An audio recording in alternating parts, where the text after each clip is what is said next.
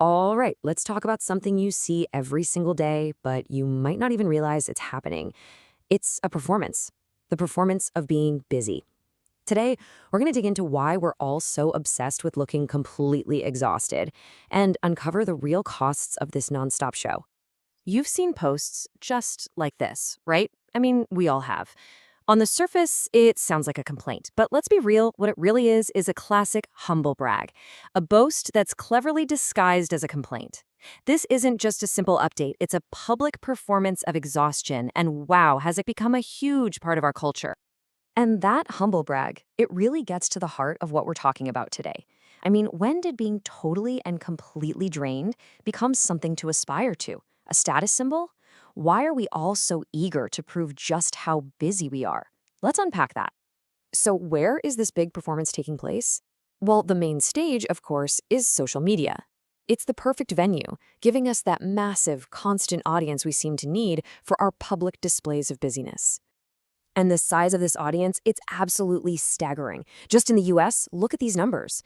YouTube has 239 million users, Facebook over 190 million, Instagram's creeping up on 170 million. We're not talking about a small community theater here. This is a global stage with a massive, always-on audience just waiting for the next performance. But why? Why are we so desperate for this audience's attention?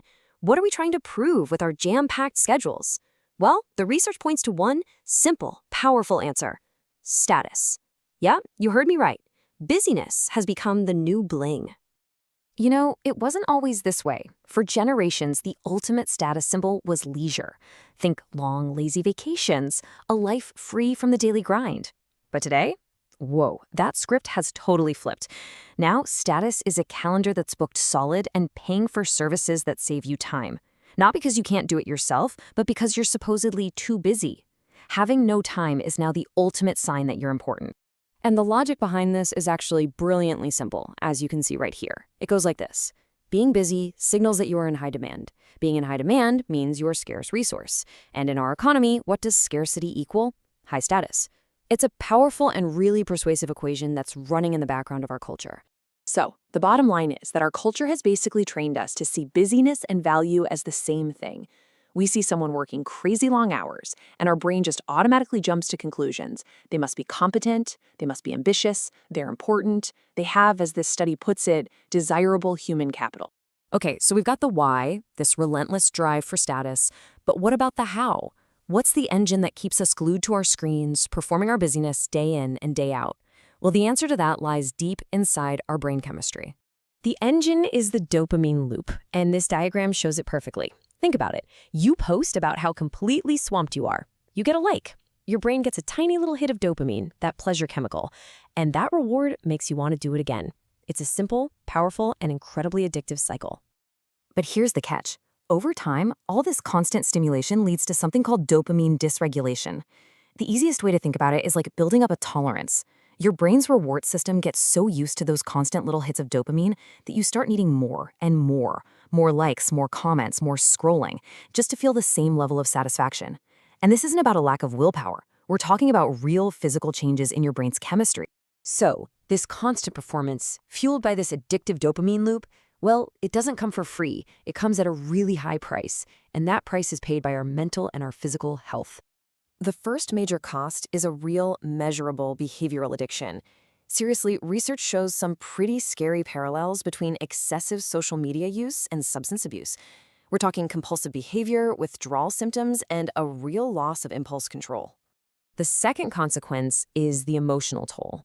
There's a strong, consistent link that researchers keep finding between spending too much time on social media and a big increase in depressive symptoms, especially for teenagers.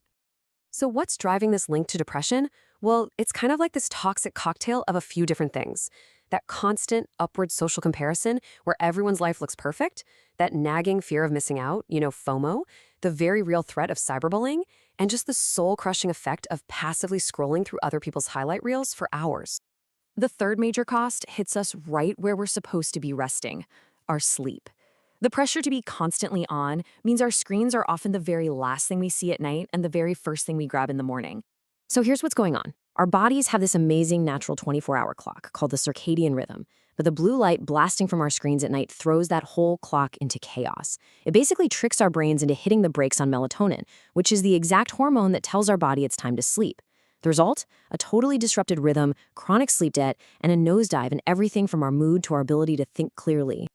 But, and this is a big but, this whole performance of being busy doesn't just end when we log off our personal accounts. Nope. It has spilled over big time into our professional lives, creating this really bizarre and damaging situation at work. It's a phenomenon that's been called performative productivity. And you know exactly what this is. It's the act of looking busy just for the sake of looking busy. Sending those late-night emails, always talking about how swamped you are, all because you're in a workplace culture that rewards the appearance of effort, sometimes even more than it rewards actual results. And this culture of faking it has a pretty dark side. To measure all this visible effort, companies are increasingly turning to surveillance tools like tracking your keystrokes. This just creates a toxic, vicious cycle. The more employees perform, the more they're watched, and the more they feel pressured to keep on performing. It's exhausting. So, after all this, what's the ultimate takeaway? It's that the busy we see online and at work, it isn't always real. A lot of the time, it's just a performance. And once you see it as a performance, you can start asking the right questions. Who is my audience? And is their applause really worth the price of my own well-being?